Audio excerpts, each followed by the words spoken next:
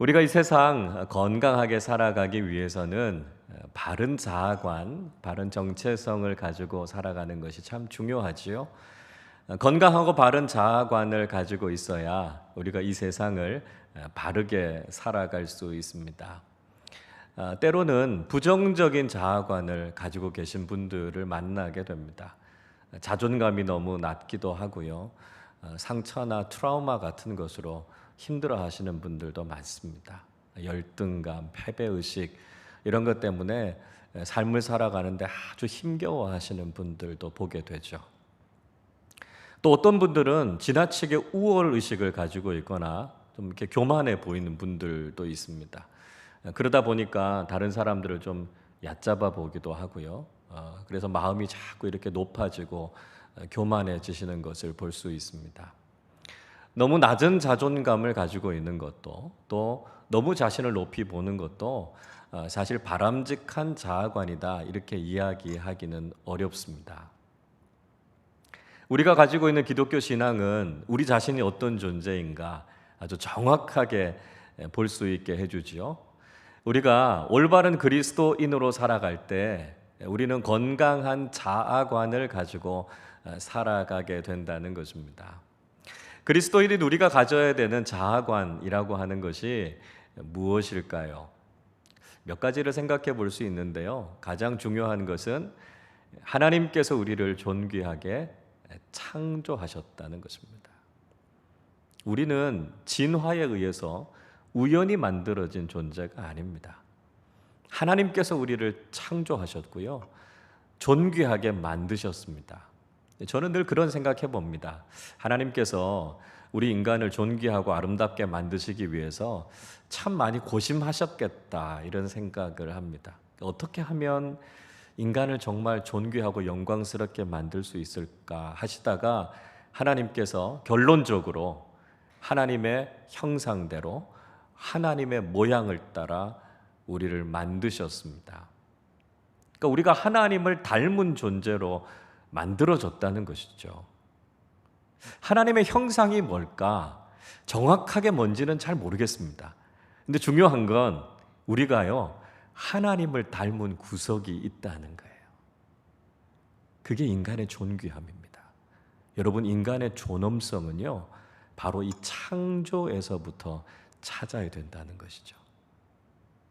둘째로, 그러나 우리가 죄 때문에 완전히 타락하게 됐다는 것입니다. 우린 전적인 죄인이라는 것이죠. 우리의 노력으로 스스로를 구원할 수 없습니다. 우리의 힘으로 의롭게 살 수가 없다라고 하는 것이죠. 그래서 우리가 이 죄의 저주 가운데 놓여 있다는 것을 우리는 알아야 합니다. 죄인이라고 하는 실존이 우리 인생을 불행하게 만드는 거죠. 삶의 모든 불행과 어둠의 뿌리는 바로 이 죄에 있습니다. 이 죄의 문제를 해결하지 않으면 우리는 영원한 멸망에 빠질 수밖에 없기 때문에 인생을 살아가는 동안 가장 중요한 과제가 바로 이 죄의 문제를 해결하는 것입니다. 마지막 세 번째는요. 비록 우리는 죄인이지만 예수 그리스도의 보혈로 구원받아서 하나님 자녀로 하나님 나라 백성으로 살아가고 있다는 거죠.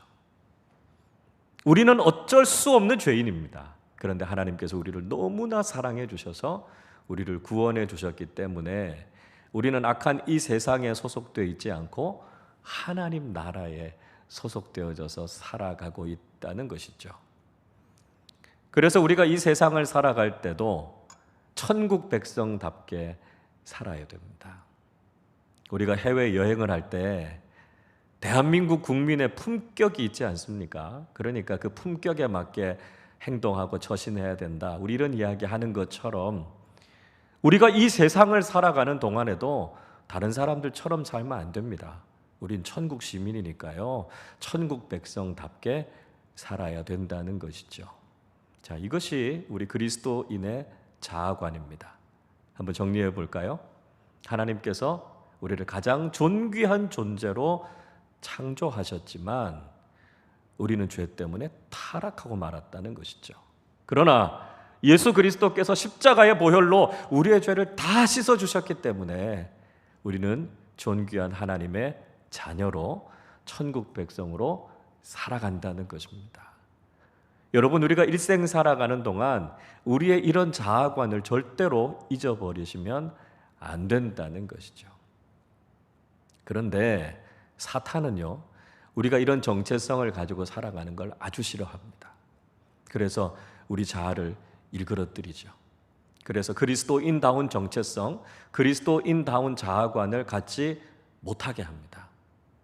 우리를 아주 부정적인 낮은 자존감을 가지고 살게 만들거나 아니면 우리를 아주 교만하게 만들어서 하나님 없이도 살 수 있을 것처럼 그렇게 우리를 속이죠. 세상의 가치에 집착하게 만들어서 하나님 나라를 소망하지 못하게 합니다. 때로는 고난과 시련을 줘서 절망하고 낙심하게 만든다는 거죠. 문제는 우리가 이런 사탄의 장난에 너무 쉽게 넘어간다는 것입니다. 그래서 믿음의 길을 걸어가다가도 좌절하게 될 때가 많고요. 우리가 이런 사탄의 방해 때문에 때로는 믿음을 떠나는 사람들도 있다는 거죠. 하나님께서 우리에게 말씀해 주시는 건강하고 바른 자아관, 정체성을 가지고 살아가시는 우리 모두가 되실 수 있기를 바랍니다. 자, 오늘 우리는 본문의 말씀을 통해서 건강한 신앙인의 자아관이 무엇인가에 대해서 함께 좀 생각해 보려고 합니다. 오늘 본문의 주인공은 사사였던 기드온이었습니다. 이 기드온이라고 하는 사람, 이 사사라고 하는 사람들은 이스라엘이 왕정이 시작되기 전에요, 정치적이고 종교적인 지도자의 역할을 병행했던 사람이었습니다. 그래서 이스라엘 백성들이 어려움 가운데 있을 때 그들의 구원자로 세워주신 사람들이 바로 사사들이죠. 사사기 6장의 말씀을 읽어보면 미디안이 쳐들어와서 이스라엘을 괴롭히고 있었다 하는 말씀으로 시작하고 있습니다. 그래서 하나님께서 이스라엘 백성들을 구원하시기 위해서 사사 한 사람을 세워주셨는데 그 사람이 바로 기드온이다, 이렇게 말씀하고 있죠. 오늘 본문은 그렇게 기드온을 찾아오셔서 하나님께서 기드온을 부르시는 내용을 우리에게 이야기해 주고 있습니다. 12절 말씀 우리 한번 같이 읽어보겠습니다. 여호와의 사자가 기드온에게 나타나 이르되 큰 용사여 여호와께서 너와 함께 계시도다. 아멘. 여호와의 사자가 나타나서 기드온을 향해서 큰 용사여 이렇게 부르고 있습니다.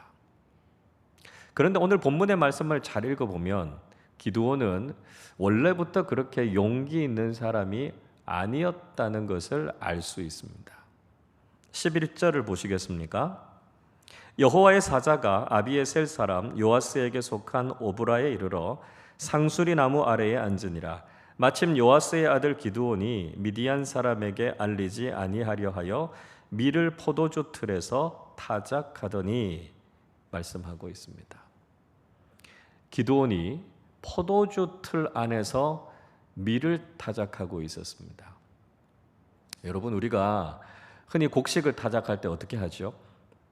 넓은 마당에서 곡식을 이렇게 펼쳐놓고 타작하지 않습니까?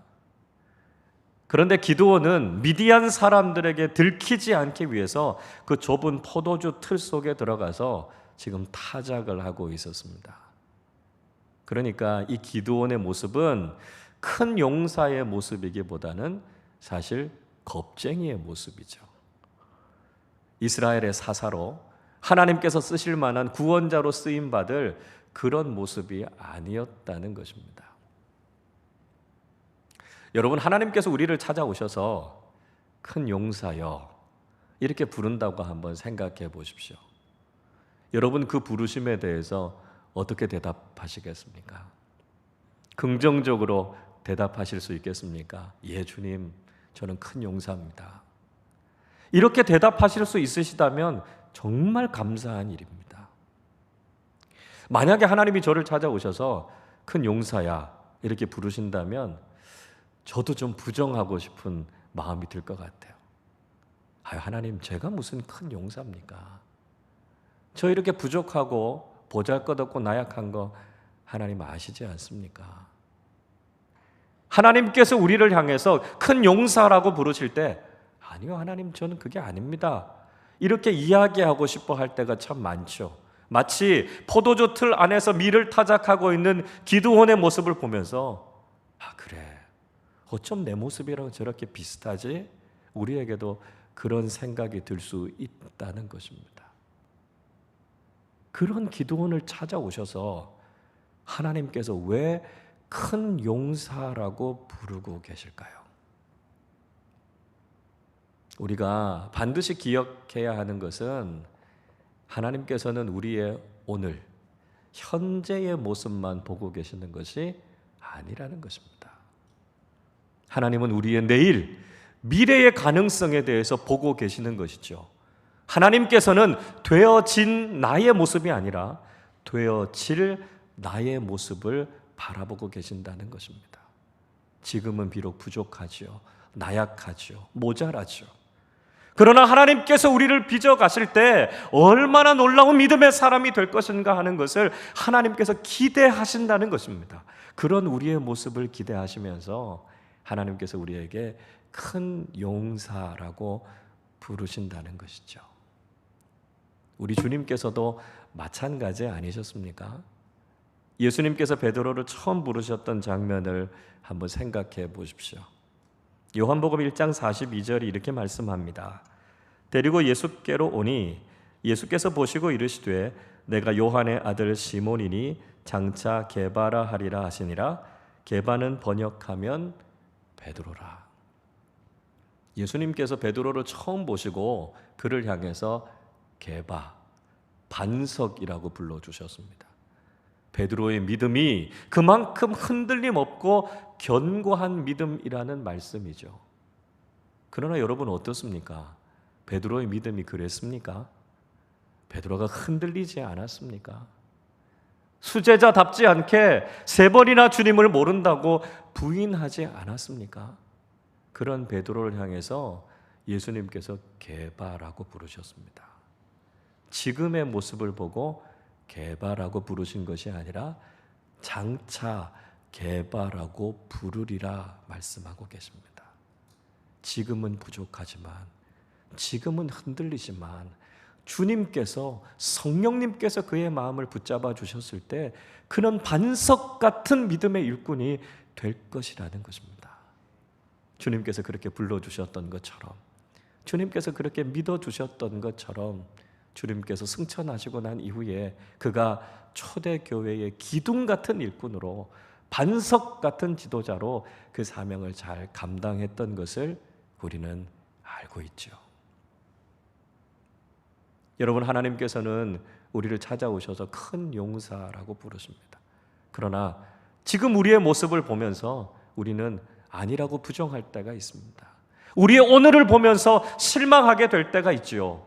우리의 모습이 정말 큰 용사의 모습에 어울리지 않는다고 생각될 수 있습니다.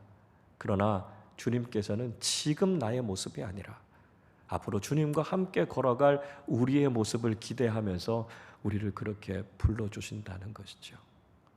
주님의 기대에 부합하게 주님께서 우리를 변화시켜 주실 그 모습을 기대하면서 주님의 말씀에 격려와 힘을 얻고 큰 용사의 길을 걸어가는 우리 모두가 되실 수 있기를 바랍니다.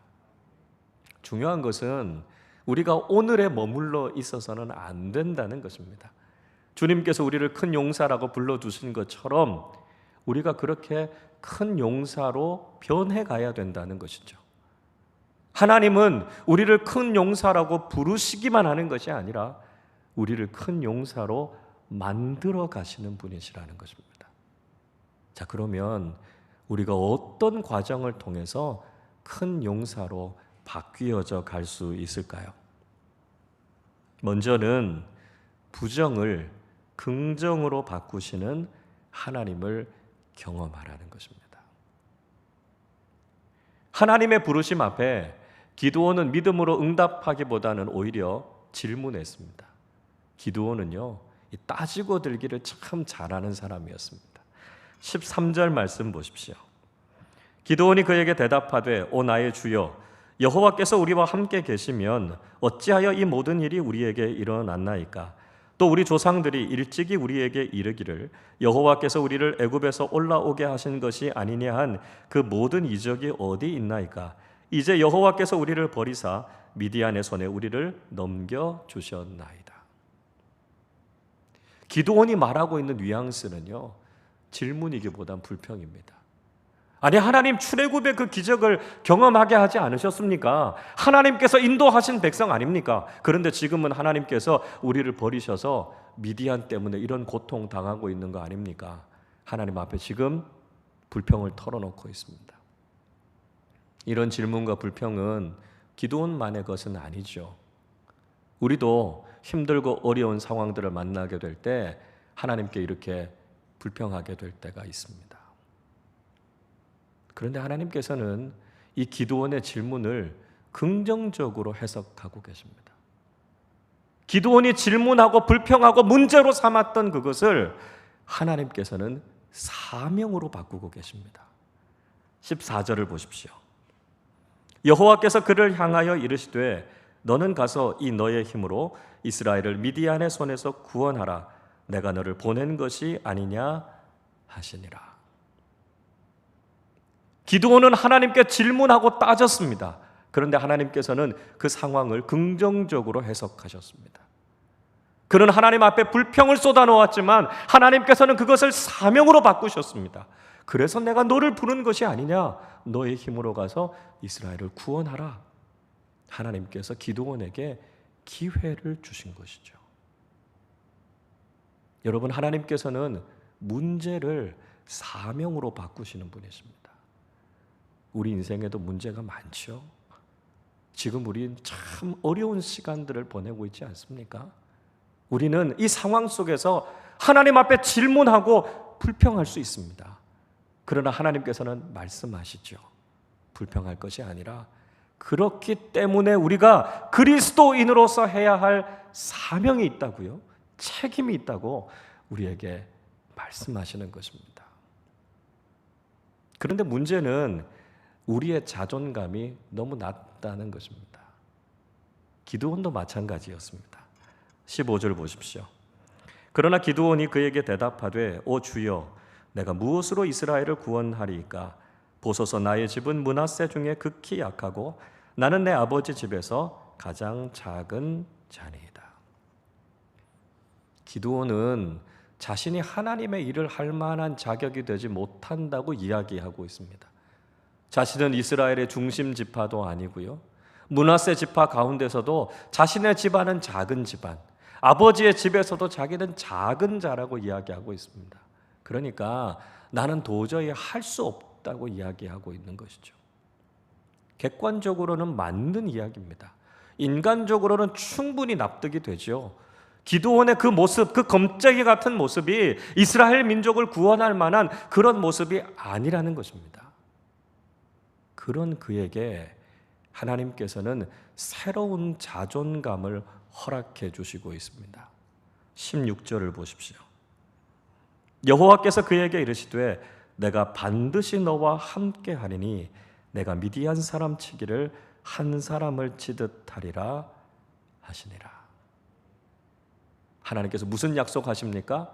내가 반드시 너와 함께 하겠다 약속하고 있습니다. 내 말이 옳다는 거예요. 너 혼자서는 아무것도 할 수 없지만 하나님께서 그와 함께 하시겠다는 것입니다. 하나님께서 그와 함께 하시면 미디안의 그 수많은 군대를 마치 한 사람 치듯 할 것이다 말씀하고 있습니다.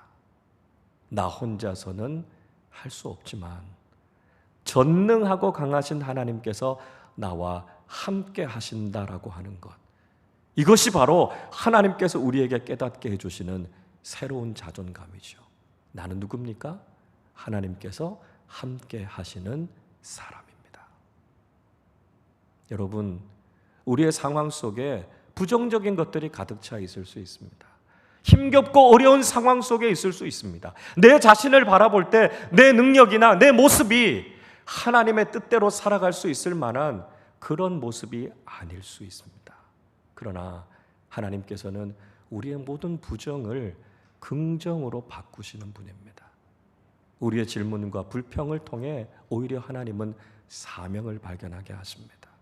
나는 할 수 없다고 말하는 우리에게 내가 너와 함께 하겠다고 말씀해 주셔서 반드시 승리할 것이라고 말씀하고 있습니다. 부정을 긍정으로 바꾸시는 하나님을 우리의 삶 속에서 경험하시는 우리 모두가 되실 수 있기를 바랍니다.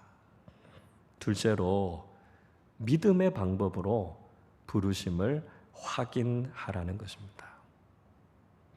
기드온은 여전히 확인하고 싶은 것이 있었습니다. 17절을 보십시오. 기드온이 그에게 대답하되 만일 내가 주께 은혜를 얻었사오면 나와 말씀하신 이가 주 되시는 표징을 내게 보이소서. 만약 하나님께서 나를 불러주신 것이 하나님의 은혜라면 그 표징을 내게 보여주십시오. 나를 불러주신 분이 하나님이시다라고 하는 징표를 보여주십시오. 이야기하고 있습니다. 얼핏 보면 기드온이 마치 도마처럼 의심하고 있다고 생각이 될 수 있습니다. 그러나 그 과정들을 쭉 읽어보면 그 과정이 전혀 다르다는 것을 알 수 있습니다. 도마는 처음에 예수님의 부활을 도무지 믿지 못하겠다 이렇게 이야기했습니다. 그러나 기드온은 그런 의심이 아니라 믿음의 방법으로 하나님께 확인을 구하고 있는 것을 볼 수 있습니다. 기드온이 믿음의 방법으로 선택했던 것은 바로 예배였습니다. 18절 보십시오. 내가 예물을 가지고 다시 주께로 와서 그것을 주 앞에 드리기까지 이곳을 떠나지 마시기를 원하나이다 하니 그가 이르되 내가 너 돌아올 때까지 머무르리라 하니라. 기드온이 선택한 믿음의 방법은 제사, 하나님께 드리는 예배였습니다. 그는 세상의 방법을 선택하지 않았고요. 의심의 눈초리로 주님을 바라본 것이 아니었습니다. 그는 믿음의 방법, 예배를 통해서 하나님 앞에 나아가고 있습니다. 하나님께서 그 예배, 제사를 통해서 하나님의 부르심을 확인해 달라는 것이죠. 여러분, 예배는요, 하나님 앞에 영광을 올려드리는 것이기도 하지만 하나님의 부르심과 하나님의 뜻을 확인하는 통로가 되기도 합니다. 이것이 바로 예배를 통해서 우리에게 주시는 은혜죠. 우리가 예배하는 이 시간을 통해서 하나님께서 나를 부르셨구나, 하나님의 뜻이 이것이구나 확인하게 되고요, 확신을 가지고 나아가게 됩니다. 기드온은 그렇게 순종의 제사를 하나님께 드리고 있습니다. 20절 보십시오. 하나님의 사자가 그에게 이르되 고기와 무교병을 가져다가 이 바위 위에 놓고 국을 부으라 하니 기드온이 그대로 하니라. 기드온은 하나님의 사자의 말씀을 듣고 그대로 따랐습니다. 순종의 예배를 드린 것이죠. 그리고 하나님께서 그 예배에 응답해 주셨습니다. 21절에서 불이 나와서 그 예물을 다 태웠다 말씀하고 있지 않습니까? 하나님께서 기드온이 드렸던 그 예배를 받으신 거지요. 그리고 너를 하나님께서 사사로 부르셨다라고 하는 것을 확인해 주셨습니다. 예배를 통해 하나님의 부르심을 확인한 기드온은 확신 가운데 나갈 수 있었습니다. 이젠 두려워할 것이 없는 거죠. 하나님께서 확인해 주셨기 때문에 이제는 두려움 없이 담대하게 나아가 하나님의 일을 감당하게 되는 것입니다. 여러분, 올 한 해 우리가 하나님 앞에 예배하는 이 시간을 통해서 하나님께서 우리를 부르시고 큰 용사로 세워주셨음을 확인하실 수 있기를 바랍니다. 예배를 통해 하나님의 뜻을 분별하고 예배를 통해 우리를 만나주시고 우리를 믿음의 일꾼으로 세워주셨음을 확인하실 수 있기를 바랍니다. 주님께서 우리의 마음에 확신을 주시면 우린 주저할 게 없습니다. 두려워할 것이 없습니다. 세상이 아무리 힘겹고 어려울지라도 우리는 하나님의 뜻을 이루어가는 믿음의 사람들로 그 길을 걸어가게 된다는 것이죠. 예배를 통해 하나님의 부르심과 하나님의 뜻을 확인하고 담대하게 믿음의 길을 걸어가는 우리 모두가 되실 수 있기를 바랍니다. 셋째로, 정말 두려워해야 할 분을 두려워하라는 것입니다. 자, 기드온은 이 과정을 통해서 큰 용사가 되어 가고 있습니다. 이제 기드온이 두려움의 문제를 다 해결했는가 싶었는데 또다시 기드온이 두려움을 느끼고 있는 것을 볼 수 있습니다. 22절 보십시오. 기드온이 그가 여호와의 사자인 줄을 알고 이르되 슬프도소이다 주 여호와여 내가 여호와의 사자를 대면하여 보았나이다. 기드온이 하나님의 사자를 대면해서 만났기 때문에 그가 두려움에 빠졌습니다. 왜냐하면 죄인인 인간이 하나님을 대면하면 반드시 죽게 된다는 것을 그가 알았기 때문입니다. 그런데 기드온이 느꼈던 두려움은 지금까지 느꼈던 두려움과는 전혀 다른 것이었습니다. 그는 인간적인 두려움, 세상적인 두려움에 빠진 것이 아니었습니다. 오히려 죄인인 인간이 거룩하신 하나님 앞에서는 일종의 경외감이었던 것이죠. 하나님을 향한 두려움은 우리가 피해야 할 두려움이 아니라 반드시 우리의 인생에서 경험해야 할 두려움이라는 것입니다. 그러나 문제는 많은 사람들이 정말 두려워해야 할 분을 두려워하지 않고 두려워하지 말아야 할 것들을 두려워한다는 것이죠. 우리 주님께서 마태복음 10장 28절에서 이렇게 말씀하시죠. 몸은 죽여도 영혼은 능히 죽이지 못하는 자들을 두려워하지 말고 오직 몸과 영혼을 능히 지옥에 멸하실 수 있는 이를 두려워하라 말씀하고 있습니다. 주님께서는 세상의 권력자들을 두려워할 것이 아니라 하나님을 두려워하라고 말씀합니다. 이 세상의 삶만이 아니라 죽음 이후에 우리를 영원한 멸망으로 영원한 심판으로 보내실 수 있는 그 하나님을 두려워하면서 우리가 인생을 살아야 된다는 것이죠. 여러분, 우리가 무엇을 두려워하면서 살아가느냐라고 하는 것은 결국 우리가 무엇에 순종하며 살아가느냐라고 하는 것을 보여주고 있습니다. 우린 두려워하는 그것에 순종하게 됩니다. 사람을 두려워하면 사람에게 순종하게 되고요. 돈을 두려워하면 돈에 순종하면서 살아가게 됩니다. 그러나 우리가 하나님만 두려워하면 하나님께만 순종하며 살아가게 된다는 것이죠. 우리가 오직 한 분, 하나님만 두려워하고 하나님의 말씀에만 순종하며 살아가실 수 있기를 바랍니다.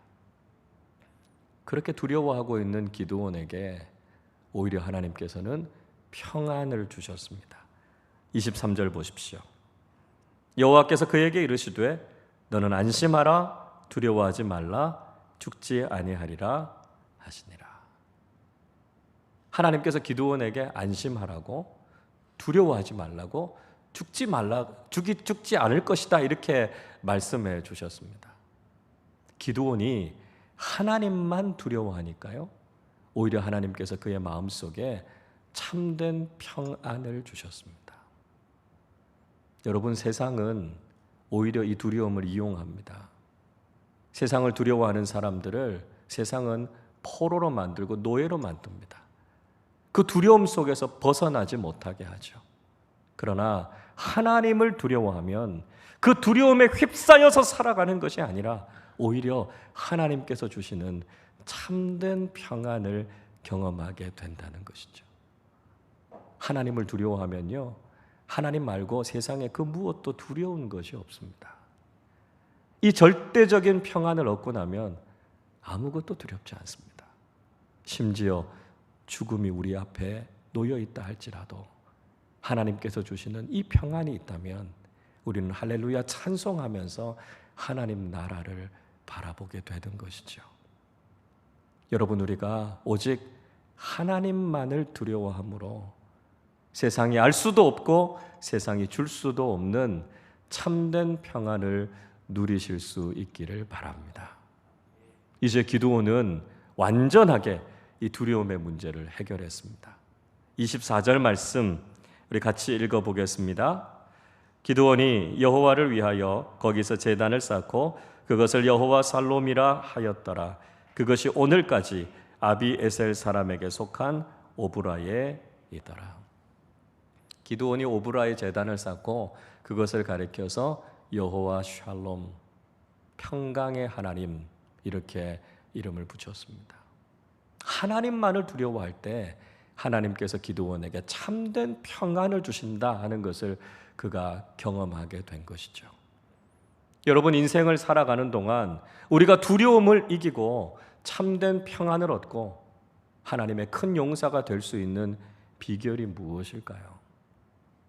세상적인 힘을 가지고 세상적인 소유가 있으면 두려움이 사라집니까? 세상적인 것으로는 우리의 두려움이 사라지지 않습니다. 이 문제만 좀 해결되면 이제는 우리의 삶이 평안할 것이다 생각하지만 또 다른 문제가 우리를 찾아와서 우리를 두려움에 휩싸이게 만듭니다. 우리가 두려움을 이기고 하나님의 큰 용사가 될 수 있는 비결은 여호와 샬롬, 평강의 하나님을 경험하는 것입니다.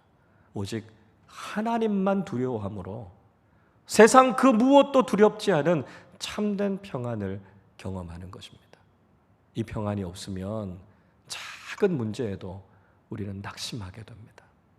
그러나 여호와 샬롬, 평강의 하나님을 만나게 되면 인생의 그 어떤 문제를 만나도 하나님께서 주시는 참된 평안을 누리며 살아가게 된다는 것이죠. 여러분, 하나님께서 오늘도 우리를 큰 용사라고 부르십니다. 물론 우리는 참 부족하죠. 우리가 그럴 만한 자격이나 능력이 없는 것을 우리는 잘 알고 있습니다. 그러나 그런 우리를 찾아오셔서 내가 너와 함께 하겠다, 하나님께서 함께 하시는 사람이라는 새로운 자존감을 하나님께서 우리에게 허락해 주실 것입니다. 우리의 상황, 부정적이고 힘겨운 것들이 많이 있지만 그 모든 것을 긍정으로 바꾸시는 하나님을 경험하실 수 있기를 바랍니다. 믿음의 방법, 예배의 자리를 통해 우리를 불러주시는 하나님의 부르심을 확인하고 담대하게 그 믿음의 길을 걸어가실 수 있기를 바랍니다. 더 이상 세상을 두려워하지 않고 오직 한 분 하나님만 두려워함으로 여호와 샬롬의 하나님께서 주시는 참된 평안을 누리실 수 있기를 바랍니다.